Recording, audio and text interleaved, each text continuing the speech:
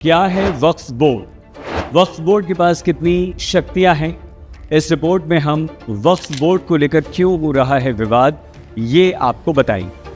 तो सबसे पहले आइए बताएं आपको कि वक्फ का आखिर मतलब होता क्या है। वक्फ अरबी भाषा के वकुफा शब्द से बना है, जिसका अर्थ होता है ठहरना। वक्फ का मतलब है ट्रस्ट, जायदाद को जन कल्याण के लिए समर्पित करना। वक्फ उस जायदाद को कहते हैं जो इस्लाम को मानने वाले दान करते हैं। ये चल अचल दोनों तरह की हो सकती है। ये दौलत वक्फ बोर्ड के तहत आती है और इसकी देखरेख, हिसाब किताब का पूरा काम वक्फ बोर्ड करता है। अब कौन दे सकता है डोनेशन या कौन दान दे सकता है ज़मीन? कोई भी वयस्क मुस्लिम व्यक्ति अपने नाम की प्रॉपर्टी वक्फ के नाम कर सकता है। वैसे वक्फ एक स्वैच्छिक कार्रवाई है जिसके लिए कोई ज़बरदस्ती नहीं की जाती। इस्लाम धर्म के मानने वाले और इस्लाम धर्म में दान धर्म के लिए एक और टर्म प्रचलित है जिसे कहा जाता है ज़कात। ये हैसियतमंद मुसलमानों के लिए अनिवार्य है। आप पूरी आमदनी जो साल भर में कमाते हैं और उस पर आपकी जो बचत होती है उसका 2.5% हिस्सा किसी भी ज़रूरतमंद को दे देते हैं, जिसे कहा जाता है ज़कात। वक्फ बोर्ड कैसे काम करता है? वक्फ के पास काफ़ी संपत्ति है जिसका रखरखाव ठीक ठाक से हो, देखभाल ठीक से हो। इसके लिए स्थानीय से लेकर बड़े स्तर पर कई सारी बॉडीज़ हैं जिन्हें वक्फ बोर्ड कहा जाता है। तकरीबन हर राज्य में सुन्नी और शिया वक्फ बोर्ड हैं अलग अलग। इनका काम उन संपत्तियों की देखभाल करना है और उनकी आय का सही इस्तेमाल करना है।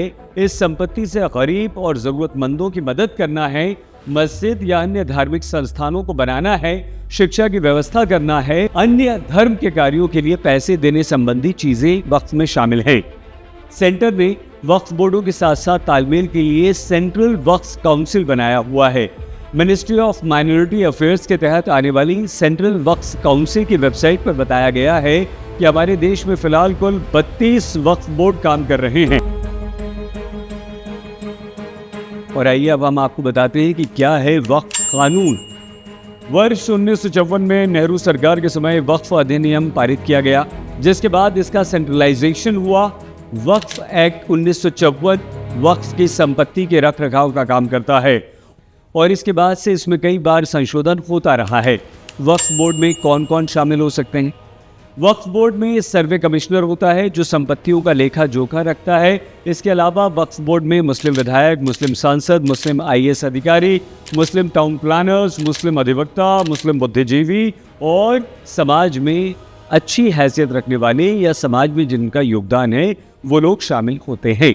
वक्फ ट्राइब्यूनल में प्रशासनिक अधिकारी होते हैं। ट्राइब्यूनल में कौन शामिल होगा, इसका निर्णय राज्य सरकार करती है। अक्सर राज्य सरकारों का प्रयास यही होता है कि वक्फ बोर्ड का गठन अधिक से अधिक मुसलमानों को शामिल करके किया जाए। आइए अब हम आपको बताते हैं कि वक्फ बोर्ड को लेकर आखिर विवाद क्यों होता रहा है। आरोप है कि UPA सरकार ने वक्फ बोर्ड को असीमित शक्तियां प्रदान कर दी थी। वक्फ संपत्तियों को विशेष दर्जा दिया गया जो किसी ट्रस्ट आदि से ऊपर है। वक्फ बोर्ड को अधिकार दिया गया है कि वो किसी भी संपत्ति के बारे में ये जांच कर सकता है कि वो संपत्ति वक्फ की है या नहीं।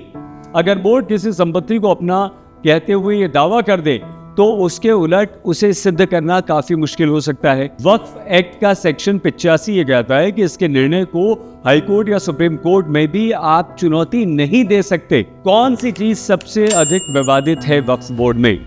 वक्फ बोर्ड जहां भी कब्रिस्तान की घेराबंदी करता है अक्सर उसके आसपास की जमीन को भी अपनी संपत्ति बता देता है।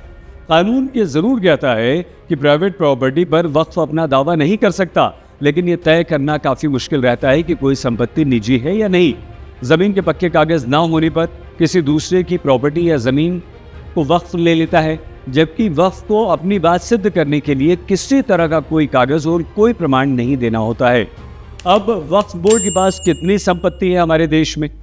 वक्फ मैनेजमेंट सिस्टम ऑफ इंडिया के अनुसार हमारे देश में करीब 8,55,000 से अधिक संपत्तियां ऐसी हैं जो वक्फ बोर्ड की हैं। सेना और रेलवे के बाद देश में संपत्ति के मामले में वक्फ बोर्ड तीसरा सबसे बड़ा भूमि मालिक है। उत्तर प्रदेश में सबसे अधिक वक्फ के पास संपत्ति है।